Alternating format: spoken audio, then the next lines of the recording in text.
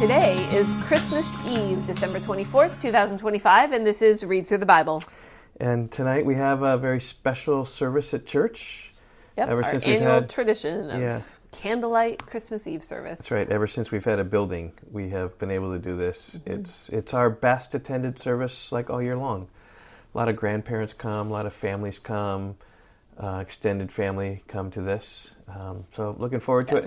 And the one unique thing about this year is that we're going to have an all-ages choir. Yeah, I'm looking forward to that. Yeah, we've never done that before, but we've just got adult. We normally just had children sing, really cute children sing. And they're doing that. They're doing that. Then we're having this other group singing. Yeah, it should be really good. I think I'm looking forward to that. I think more than anything else. So, but today we're reading about Hezekiah in 2 Kings 20, and then we're going to read about Hezekiah's son in 2 Kings 21. So let's read about Hezekiah. He's sick, he recovers, and then he shows all the treasures to the Babylonian envoys, which was not a good thing to do.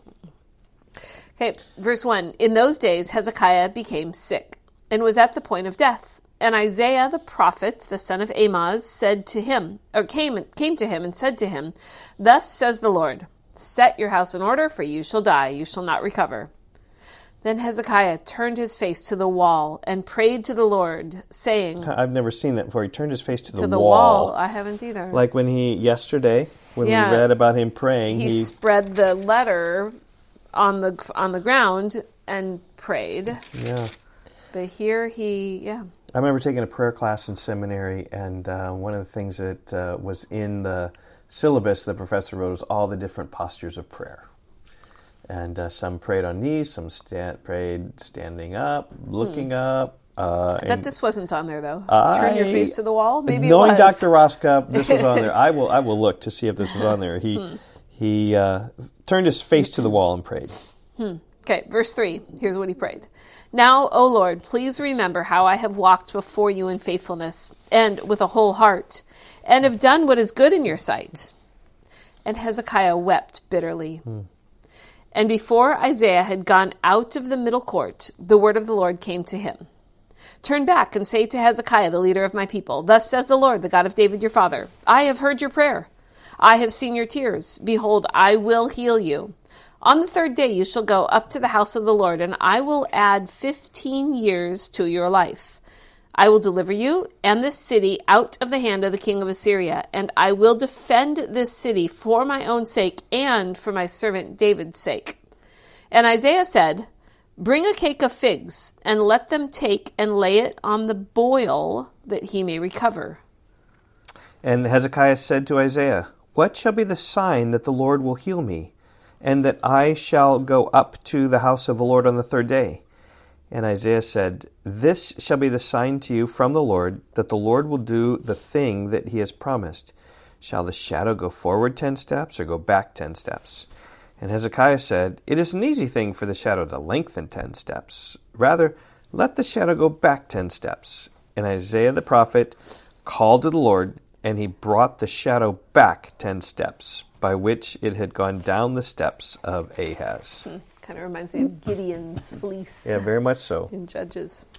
Or like the sign of Ahaz, even we're talking about here, he had the sign of the virgin birth. "What sign shall I give to you?" And he said, "I'm not going to give a sign." Then God says, "Well, the virgin birth, that'll be the sign." Okay, verse 12. "At that time, Merodach-Baladan, the son of Baladan, king of Babylon." Okay, so now all of a sudden we've got Babylon being mentioned. That's new, I think. Yeah. So the king of Babylon sent envoys with letters and a present to Hezekiah, for he heard that Hezekiah had been sick. And Hezekiah welcomed them, and he showed them all his treasure house, the silver, the gold, the spices, the precious oil, his armory, all that was found in his storehouses. There was nothing in his house or in all his realm that Hezekiah did not show them. In other words, right, you want to come and... I remember the story about our next-door neighbor before we lived here. She was an older woman, and she had some people come in and help her with some tasks. They were like house cleaners. House cleaners or whatever, helped her with it, and they figured out she's deaf, she can't hear a thing, and it enabled them to know about when she's susceptible to come in, and they robbed her. Yeah, that's kind of what Hezekiah is doing here. Yes. And that's a story we heard, and that's exactly what Hezekiah is doing here. Just going, look at all the things I have. Come and rob me. Yeah. Verse 14, then Isaiah the prophet came to King Hezekiah and said to him, what did these men say? And from where did they come to you? And Hezekiah said, oh, they've come from a far country, from Babylon. He said, this is Isaiah. Isaiah said, what have they seen in your house? And Hezekiah answered, oh, they've seen all that's in my house, and there's nothing in my storehouses that I did not show them. He thought that was a great thing. Right. Then Isaiah said to Hezekiah, hear the word of the Lord. Behold, the days are coming when all that is in your house and that which your fathers have stored up till this day shall be carried to Babylon. Nothing shall be left, says the Lord. And some of your own sons who shall be born to you shall be taken away, and they shall be eunuchs in the palace of the king of Babylon. Then Hezekiah said to Isaiah, the word of the Lord you have spoken is good. For he thought, why not, if there will be peace and security in my days? What a selfish heart. Yeah, so he's like, well, it doesn't bother me. It's not going to affect me. Verse 20, the rest of the deeds of Hezekiah and all his might, and how he made the pool and the conduit and brought water into the city, which, by the way, that is a tunnel that exists to this day. And if you go to Jerusalem, I would highly recommend walking through that tunnel, Yes. Hezekiah's tunnel. Yeah. It's really amazing. It is very amazing, yes. Look it up if you want to learn about Hezekiah's tunnel. Okay, so how he made the pool and the conduit and brought water into the city, are they not written in the book of the Chronicles of the kings of Judah? And Hezekiah slept with his fathers, and Manasseh his son reigned in his place. Yep. Okay, and by way of summary, there in chapter 20, we've just got Hezekiah was sick, and he turns to the wall and prays, and 15 years added to his life. And then Hezekiah shows all the Babylonian envoys just all of his treasure. Which is, we learn in 2 Chronicles that that's because of his pride. Yes. That he showed off all of those things. 2 Chronicles 32. Okay, let's read chapter 21, and this is Hezekiah's son. As good as Hezekiah was, Manasseh was as bad. Yeah. Manasseh was very young when he became king. Yep. Manasseh was 12 years old when he began to reign, and he reigned 55 years in Jerusalem. His mother's name was Hephzibah, and he did what was evil in the sight of the Lord, according to the despicable practices of the nations whom the Lord drove out before the people of Israel. For he rebuilt the high places that Hezekiah's father had destroyed, and he erected altars for Baal, and made an Asherah, as Ahab, the king of Israel, had done, and worshipped all the host of heaven, and served them. And he built altars in the house of the Lord, on which the Lord had said, in Jerusalem will I put my name. And he built altars for all the host of heaven in the 2 courts of the house of the Lord. And he burned his son as an offering, and used fortune-telling and omens, and dealt with mediums and with necromancers. And he did much evil in the sight of the Lord, provoking him to anger. And the carved image of Asherah that he had made, he set in the house, of which the Lord said to David and to Solomon his son, in this house and in Jerusalem, which I have chosen out of all the tribes of Israel, I will put my name forever. And I will not cause the feet of Israel to wander any more out of the land that I gave to their fathers, if only they'll be careful to do according to all that I have commanded them, according to all the law that my servant Moses commanded them. But they did not listen. And Manasseh led them astray to do more evil than the nations had done, whom the Lord destroyed before the people of Israel. Boy, if that is not a statement of pure, unadulterated evil, I'm not sure what is. Yeah. I was just looking back at Hezekiah, and in chapter 18, verse 4, it says, he removed the high places, he broke down the pillars, he cut down the Asherah, and he broke in pieces the bronze serpent. Like, he systematically destroyed them, and then Manasseh, his son, systematically rebuilt them. Yep. And then all of the things in their just in how they lived came to pass because of all this idol worship. Verse 10, and the Lord said by his servants the prophets, because Manasseh, king of Judah, has committed these abominations, it has done things more evil than all the Amorites did who were before him, and has made Judah also to sin with his idols. Therefore, thus says the Lord, the God of Israel, behold, I am bringing upon Jerusalem and Judah such disaster that the ears of everyone who hears it will tingle.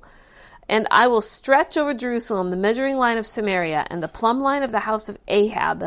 And I will wipe Jerusalem as one wipes a dish, wiping it and turning it upside down. And that's what happened at in chapter 25. We're going to read about Nebuchadnezzar coming and destroying Jerusalem. Jeremiah writes in Lamentations 1 how lonely sits the people that was once full of people, like wiped clean. Temple down in rubbles, Jerusalem, the city, down in rubble. Yeah. Well, and then verse 14 is kind of shocking. God says, and I will forsake the remnant of my heritage and give them into the hand of their enemies, and they shall become a prey and a spoil to all their enemies, because they have done what is evil in my sight and have provoked me to anger since the day their fathers came out of Egypt, even to this day.